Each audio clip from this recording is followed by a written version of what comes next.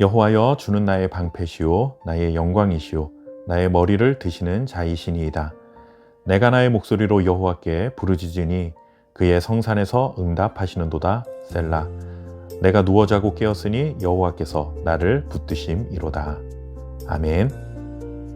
시편 3편은 다윗이 압살롬의 위협을 피해 도망하던 때에 지은 시입니다. 다윗이 처한 환경이 얼마나 위협적이었는지 다윗은 나를 대적하는 자들이 어떻게 이렇게 많을 수 있습니까? 라는 하소연으로 시편을 시작하고 있습니다.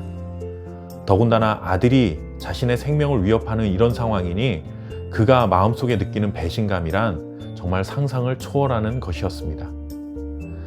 대적자들의 위협도 이렇게 견디기 힘든데 설상가상으로 사람들의 조롱의 소리까지 들어야 했습니다. 사람들이 너의 하나님이 어디 있느냐? 너의 하나님이 왜 구원하지 않느냐라고 조롱하고 있습니다. 우리도 신앙생활을 하다 보면 하나님을 믿지 않는 사람들로부터 조롱거리가 되는 경우가 있습니다. 그런 경우가 생기면 정말 아무리 믿음이 좋은 사람이라 할지라도 그래도 하나님은 살아계신 것을 믿고 조롱하는 사람들 앞에 그렇게 맞선다라는 것이 말처럼 생각처럼 쉽지 않습니다. 예를 들어서 식당을 운영한다고 해보십시오. 예수님을 믿는 신앙인이기 때문에 누구보다도 정직하게 장사를 하고 그리고 누구보다도 최선을 다하고 그리고 주일이면 예배가 우선이기 때문에 내가 경제적 손실을 감수하고서라도 예배를 드려야 되겠다라고 하고 식당 문을 닫습니다. 그렇게 열심히 했는데 어느 날 어려움을 만나면서 식당의 문을 닫게 됩니다. 그런데 그럴 때 주변 사람들이 나에게 와서 위로와 격려를 해주기는커녕 너 그렇게 예수 잘 믿는다고 하더니 너가 운영하는 식당이 왜 이렇게 어렵게 됐느냐 라고 이렇게 물으면 정말로 그 앞에서 대답할 말이 없는 것이 사실이죠. 반대로 식당이 잘 되고 주일에 문을 닫아도 다른 평일에 더 많은 손님들이 찾아오고 이런 상황이 되면 누가 뭐라 한들 당당하게 하나님은 나를 도와주셨고 나는 하나님께 감사하면서 살아가고 있다 라고 그렇게 말할 수 있을 것입니다. 그런데 상황이 어려워지면 하나님을 믿지 않는 사람들은 우리에게 기회를 잡았다는 듯이 달려듭니다. 하나님을 조롱하고 하나님을 믿는 우리들을 조롱하려고 합니다. 우리 생각에도 그렇잖아요. 좀 믿는 사람들이 잘 돼서 세상적으로도 성공을 해서 이런 상황이 펼쳐지지 않기를 바라는 것이 우리의 생각입니다.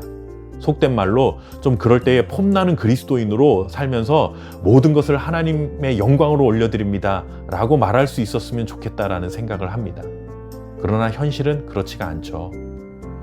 우리가 믿음을 가지고 살아가는 것과 상관없이 어려움은 우리를 찾아오기도 하고 그로 인해서 사람들로부터 조롱과 비난을 받는 그런 비난의 대상이 되기도 합니다. 첩첩산중처럼 감당하기 어려운 고난이 우리 앞에 놓이는 경우를 만나게 되는 것입니다. 이런 공경에 빠졌을 때 어떻게 해야 하겠습니까? 우리는 진정한 구원자를 만나야 합니다. 진정한 구원자가 누구입니까? 그것은 바로 사람들이 조롱하는 하나님이십니다. 하나님은 말씀으로 우리에게 이렇게 약속해 주고 계십니다. 5절 말씀해 보시면 내가 너를 붙들리라.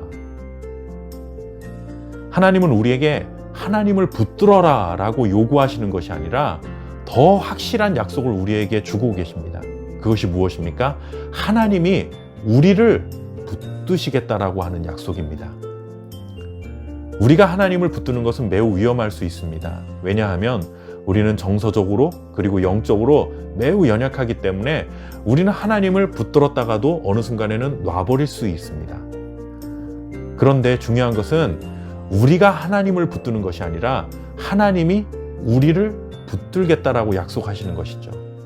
하나님은 감정에 따라 그리고 주변 환경에 따라 우리를 붙들었다 놓았다 그렇게 왔다 갔다 하시는 분이 아니십니다.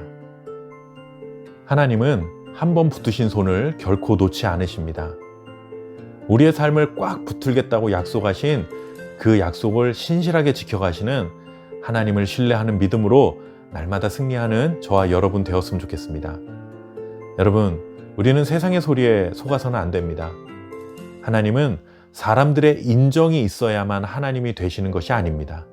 반대로 사람들이 하나님을 인정하지 않는다라고 해서 하나님이 하나님 되신 것이 아니질 않습니다. 하나님은 사람들의 인정과 상관없이 언제나 그리고 영원히 하나님이십니다. 하나님은 스스로 계신 자이십니다. 우리는 사람들의 판단에 의해서 하나님을 믿는 것이 아니죠. 믿음은 하나님의 존재 그 자체에 대한 믿음을 믿는 것입니다. 사람들의 판단에 의해서 믿을지 말지를 결정하지 않습니다. 그렇기 때문에 우리는 두 가지 길에서 선택해야 합니다. 나는 스스로 있는 자요 전능한 구원자다. 내가 너를 붙들겠다라고 약속하시는 하나님의 약속을 신뢰할지, 아니면 하나님이 어디 계시냐라고 말하는 세상의 소리를 의지할지. 우리는 어떤 것을 선택해야 될까요? 여러분들은 어떤 것을 선택하길 원하십니까? 사람들의 시선을 의식해서 대세를 따르는 것이 지혜로운 방법이, 지혜로운 선택이 될 수 있을까요? 아니면 세상을 만드시고 다스리시는 하나님의 약속을 붙드는 것이 정말로 지혜로운 선택일 수 있을까요? 위기는 예고 없이 찾아옵니다.